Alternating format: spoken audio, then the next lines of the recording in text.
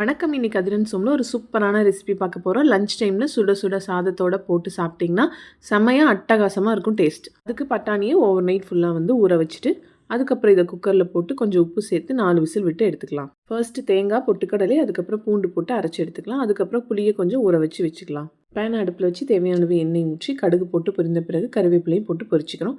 அதுக்கப்புறம் 2 வெங்காயத்தை நம்ம கட் பண்ணி கொஞ்சமாக உப்பு சேர்த்து வதக்கிக்கிறோம். அதே மாதிரி 2 தக்காளியும் இதோடு சேர்த்து நல்லா வதக்கி எடுத்துக்கலாம். இப்போ மஞ்சள் சேர்த்து அதோட பச்சை வாசனை போகிற வரைக்கும் வதக்கி எடுத்துக்கிறோம். பண்ணி வச்சுருக்கிற இந்த கத்திரிக்காய், உருளைக்கிழங்கு இதை நல்லா சேர்த்து இதோட கொஞ்சம் உப்பு சேர்த்து நல்லா வதக்கி எடுத்துக்கிறோம். இதோட கொத்தமல்லி தூள், காரத்திற்கேற்ப மிளகாய் தூள் சேர்த்து நல்லா வதக்கின பிறகு நம்ம வேக வச்ச பட்டாணி இதோடு சேர்த்து நல்லா மிக்ஸ் பண்ணி விடுறோம். அதுக்கப்புறம் ரெடி பண்ணி வச்சுருக்க இந்த தேங்காய் கலவையும் ஊற்றி நல்லா மிக்ஸ் பண்ணி விட்டுறோம். அதுக்கப்புறமா நம்ம புளிக்கரைசலை இதோடு சேர்த்து உப்பு காரம் செக் பண்ணிவிட்டு மூடி போட்டு கொதிக்க விடுறோம். அப்பப்போ நடுவில் கிளறி விடுங்க. குழம்பு திக்கான பிறகு கொத்தமல்லி தூவி இறக்குனீங்கன்னா சூப்பரான புளிக்குழம்பு ரெடி.